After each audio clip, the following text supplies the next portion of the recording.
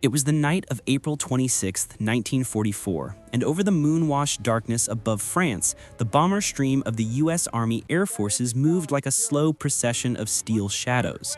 Among them was a B-17 flying fortress named Glory Bell, flown by 22-year-old First Lieutenant Evan Ridgway, a farm kid from Nebraska who now commanded one of more than 200 American bombers heading toward the heart of Germany.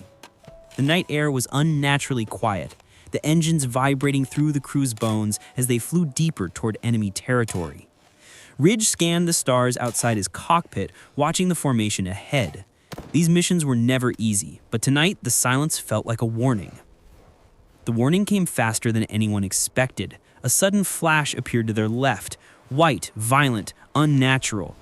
Ridge squinted through the canopy and saw one of the other fortresses bloom into a rolling ball of fire, the flames swallowing the aircraft until only burning fragments remained, tumbling downward through the dark. No one spoke. They didn't have to. Everyone in the Glory Bell felt it, the gut-deep horror of watching another American crew vanish in an instant. The radio man broke the silence with a trembling voice. "Christ, they came up right underneath her. That had to be a night fighter." Ridge gripped the yoke a little harder. He knew what they were up against. German radar had picked up the incoming bombers, and the Luftwaffe's night-hunting Predators, Bf-110s, armed with upward-firing cannons, were prowling unseen below the formation, waiting to shred the slower, heavier American aircraft from beneath where no turret could reach. "Eyes sharp," Ridge said, forcing calm into his tone. "If they got one, more are out there." Behind him sat the flight engineer, Staff Sergeant Hank Lawson, a lean, serious man whose mechanical intuition had saved the Glory Bell more than once. When Ridge warned the crew, Lawson automatically checked oxygen, fuel flow, engine temperatures, even though he already knew everything was in the green. Anxiety made men thorough. Ahead of them, flak began to pepper the sky, lighting up the darkness with flashes of orange and white. They were approaching the target now, a German aircraft component factory lit faintly by Pathfinder flares that glowed like bruised lanterns against the black landscape. The bombardier, Lieutenant Danny Cole, crawled forward into position beneath Ridge's boots. Ridge clicked the intercom.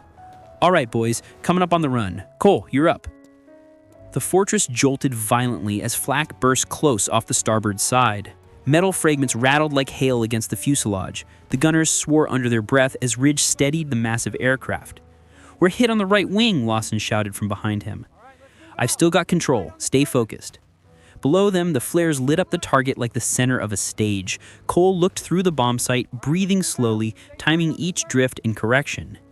Ridge felt the aircraft subtly shift in his hands as Cole guided the run. "Bombs away," Cole shouted at last. The Glory Bell lifted slightly as its load fell free. Moments later, fire blossomed across the ground far below as the bombs walked across the factory complex in a rolling pattern of explosions. Ridge took back the controls fully, banking the B-17 away from the inferno below. "Let's get the hell out of here," he muttered. The crew barely had time to breathe before a new threat appeared. High overhead, invisible to the B-17's belly radar, a German FW-190 night fighter drifted down like a hawk hunting from the moonlight. Its pilot had the high ground and the perfect angle. In the top turret, Sergeant Vic Mercer spotted a silhouette at the last second. "Fighter, 5 o'clock high!" Before Ridge could react, the 190 fired. Cannon shells ripped across the fortress's tail, and the intercom exploded with painful static. "Tail gunner's hit! Donnie's hit!" Ridge's heart lurched. Staff Sergeant Donnie Hale, the tail gunner, was a cheerful 19-year-old kid from Ohio with a grin bigger than his frame. Hearing that agony in his voice sent a cold shiver through Ridge's spine. "Hang on, Donnie," Ridge said. "We've got you." Mercer fired back, tracers slicing through the dark, but the German pilot pulled away effortlessly, climbing back into the night. "He's coming around again," someone yelled. This time the fighter swooped along the fortress's flank, sending bullets punching through the fuselage. One of the shells tore through the right wing, carving a hole that immediately blossomed into fire. The engine nearest the flames sputtered. "We're burning," Lawson shouted. "Right outboard engine." Ridge forced his voice calm again. "Feather it. Try to keep the fire off the tank." But Lawson was staring at the blaze eating its way toward the fuel. And in that moment, he made a decision so insane the other men thought he was delirious. "I'm going out there," he said. Ridge turned halfway in disbelief. What? Out where? On the wing, he said simply, already uncinching his straps. I can reach it. I can put it out. That's suicide, Cole protested. You'll get blown off the plane. Lawson didn't argue. He just strapped on his parachute, wincing from the earlier shrapnel that had peppered his thighs. If I can save the wing, you can drag me back in. If I can't, he looked at them with steady eyes. Do what you can with the chute. Ridge swallowed hard. Hank, think this through. Pilot, Lawson said firmly, using Ridge's title because he knew it would solidify his resolve. If that fire reaches the tank, we all die. This is the only shot. Ridge forced a breath. All right, God help you. The crew hauled open the hatch and a hurricane of freezing air blasted inside. Ridge slowed the forgers as much as he dared without stalling. Through the mirror mounted near his window, he saw the impossible, Hank Lawson sliding out into the night. He clung to the B-17's side like a phantom, wind tearing at him with murderous force. His parachute lines unspooled slowly through the hands of two crewmen braced in the hatch. With one arm locked around a structural beam and the other gripping a small CO2 extinguisher, Lawson inched along the wing's leading edge, each second a battle of strength and will. The wind howled so fiercely he couldn't hear his own voice screaming. The fire's heat scorched his gloves and seared through his sleeves. He thrust the nozzle into the torn metal and squeezed. White chemical powder billowed into the wing's interior, smothering the flames inch by inch. For one impossible moment, he felt victory. "It's working!" someone inside shouted. But Ridge saw movement in the night, his worst fear returning. The German fighter dove again, drawn by the sudden dying of the fire. The FW-190 lined up its shot with the terrible efficiency of a predator. Ridge shouted into the intercom, "Brace, he's firing!" Shells ripped across the wing. Lawson screamed as a round tore through his shoulder and another through his leg. The fuel tank beneath him burst open, spraying raw gasoline that ignited instantly. Fire engulfed him in a blinding flash. The crew felt this sudden violent tug on the parachute line. Then the weight vanished. "He's gone," someone cried. "We lost him! We lost him!" Ridge's heart cracked. But he had no time to grieve. The Glory Bell was dying.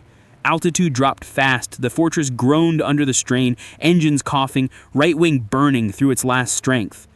Ridge fought the yoke. Dropping below 7,000, prepared to bail. The surviving crew obeyed. One by one, they jumped into the night, their chutes opening like pale blossoms beneath the burning plane. Ridge wanted to follow, but he couldn't leave Donnie Hale. The boy in the tail was too injured to survive a jump. Ridge made his choice. He stayed. "Donnie," he said quietly through the intercom, "I'm taking us down. Hold on, buddy. I'm right here." The tail gunner's broken voice came through, soft and faint. "I trust you, Ridge." The burning B-17 spiraled lower, Ridge wrestling the yoke with all his strength. Flames lit the cockpit, the world spun, and then the earth reached up to meet them with terrible force. The Glory Bell hit the ground in a roar of fire and metal, and both men died on impact, pilot and gunner, refusing to abandon each other, even at the end. Far away, another fire burned, Hank Lawson's parachute lit by the flames that had consumed him. Yet impossibly, he was still alive, plummeting toward the dark earth. Bushes broke his fall, snapping bones in both ankles, tearing at his burned uniform. Pain swallowed him whole. But he lived.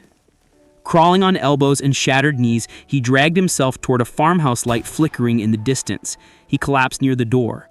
German troops took him prisoner moments later, hauling him to a POW camp where captured American medics nursed him back from the edge of death.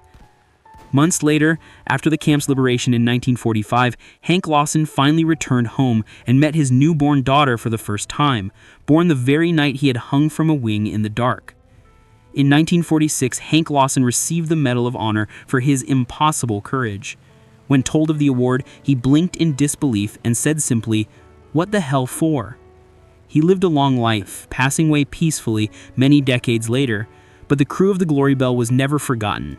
In every recounting of the war, in every quiet moment when veterans remembered the impossible things they had done, the story of that night, of a man who fought fire with his bare hands on the wing of a burning bomber, remain one of the most astonishing acts of courage the U.S. Army Air Forces ever witnessed.